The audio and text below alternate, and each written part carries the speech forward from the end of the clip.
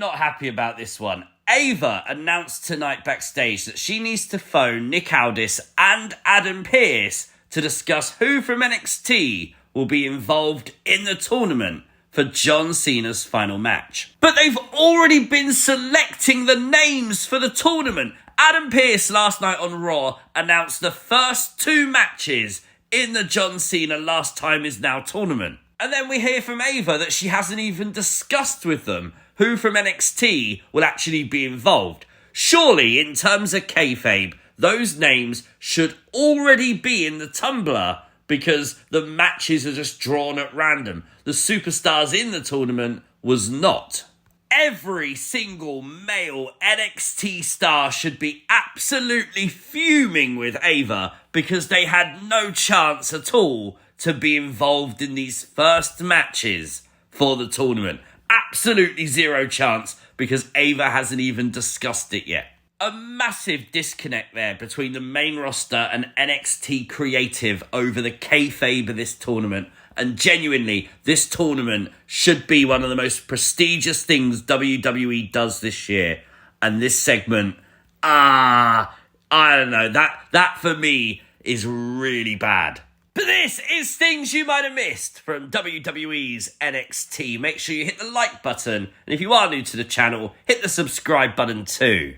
A big win tonight in a 6-woman tag team match for Fatal Influence as they defeated Tatum Paxley, Izzi Dame and Lola Vice. It would be JC Jane pinning Izzi Dame for the win here tonight after Izzi sacrificed herself to save Tatum. This was a decent match, no criticisms at all. Obviously the first match of the show, very, very fun. I really like the spotlight they're putting on Tatum Paxley. Lots of good stuff to come. But once again, we highlighted it last week, and again they did it this week.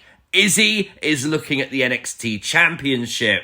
Shawn Spears is looking at Izzi. I really think what we're seeing here is Shawn Spears' expectation that Izzi will turn. He's waiting for her to do it, and that's like her test. Do you know what I mean? A whole new attitude tonight for Kelani Jordan. And do you know what? I really like it. So many people last week were like, oh, she hasn't turned heel. Well, guess what? She definitely has. Coming to the ring tonight saying that she wanted to be a champion of honor. She wanted to defend this championship that's been held by so many greats. And where did that get her?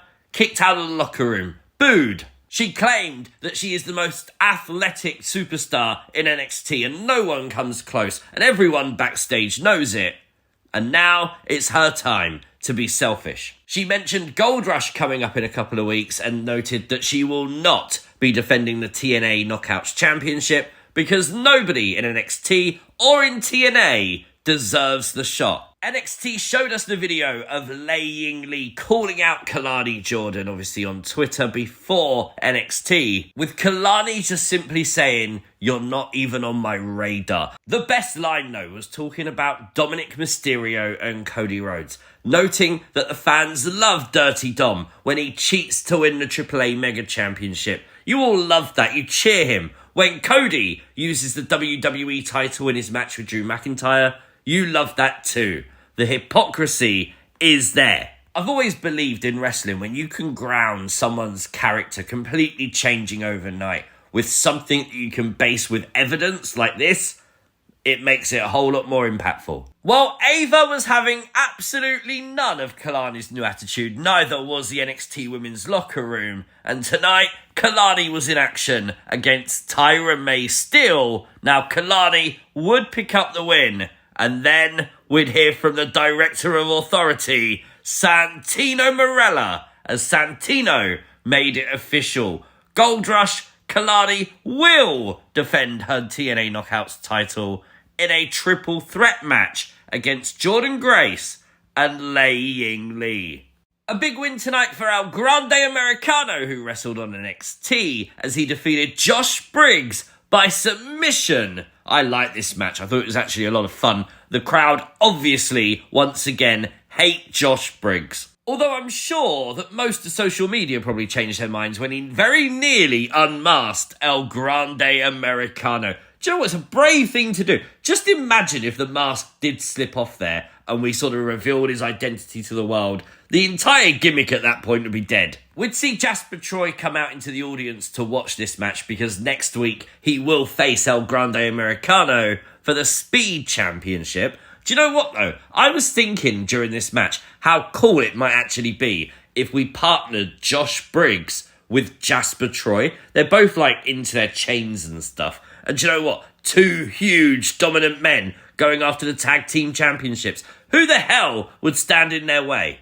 Now next week we're going to have Ricky Saints versus Trick Williams. Last man standing for the NXT Championship. Can't wait for that. Lots of trash talk tonight between the two. But this is wrestling. Of course things got physical between the two. And Trick Williams would lay out Ricky Saints. The question now becomes, with Trick standing tall tonight, does that diminish his chances of winning next week? Or could we be looking at a new NXT champion? Let me know who you think's going to win in the comment section down below. Ricky or Trick? Zaria was successful tonight, defeating Wren Sinclair in a WWE Speed match. She now advances in this new women's tournament.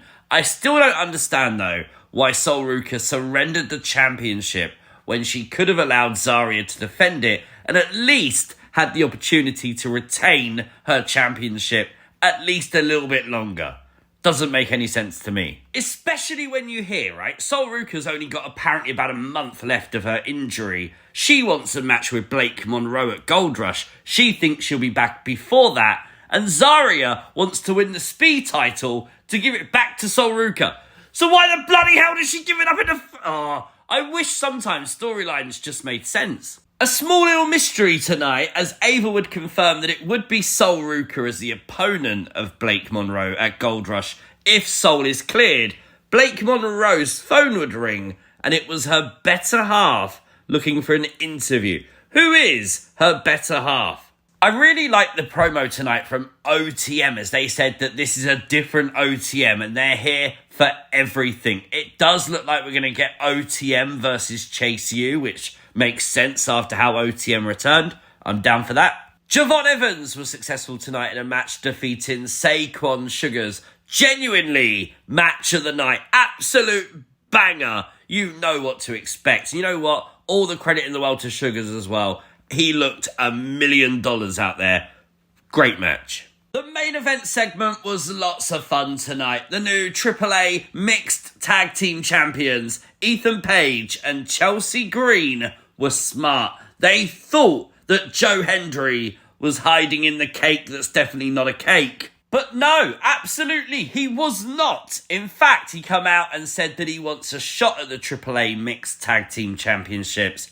And he had the perfect partner to do it. And say her name, she appears. Thea Hail came out of the cake. And you know what? Sometimes stupid wrestling is just that. It's stupid, but it's a whole lot of fun. I really like this segment. For me, a weaker episode of NXT this week, so I'm going to be honest, I think about a 6 out of 10 is fair. Hopefully, with the big matches announced for next week, we get a better show. Let me know your thoughts in the comment section down below. If you are new to the channel, hit the subscribe button, like the video, share the video, and I'll see you next time. Peace!